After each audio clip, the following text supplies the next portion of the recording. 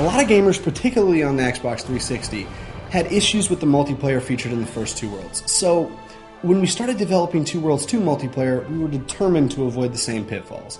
And I think players will be really happy when they see the polished final product. By taking a fresh approach, we've managed to not only incorporate an incredibly cohesive vision, but also eliminate any game-breaking lag. The social landscape we've created for players will let them hack, slash, sneak, and rapid cast their way through a deep and engaging story mode, or build their own real-time economies in village mode. Or if they're just trying to get a little down and dirty, enter player versus player mode and duke it out until someone's got to leave in a mop bucket.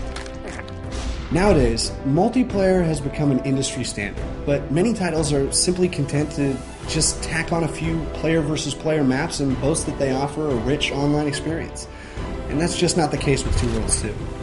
We began planning our online modes since inception, making sure that we set the groundwork for a robust experience that both illuminates the single-player campaign while also setting it apart. For Adventure Mode, we wanted to provide entertaining, story-driven quests that dive deeper into the history of Annalore and set the stage for events to take place in the single-player campaign.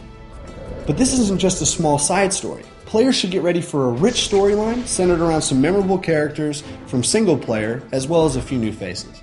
Not to mention, plenty of white-knuckled moments where a group of players finds themselves standing back-to-back as wave after wave of enemies try to put them 6 feet under.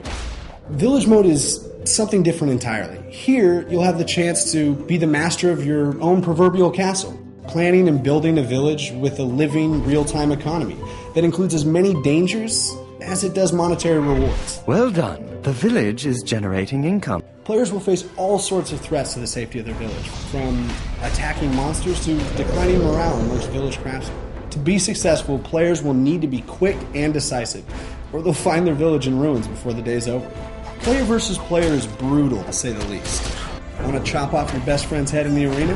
Have at it. Ever had the urge to see who's the man in Crystal Capture? Well, we've got that too.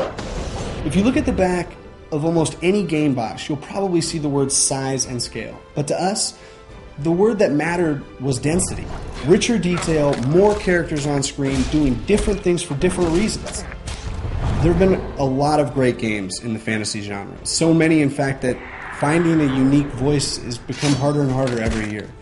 But I think where Two Worlds 2 really shines is in its ability to give an audience more of what drew them into the genre in the first place. To be honest, we've listened to the fans, and we've learned a lot from the first game, and we're all really pleased with the result.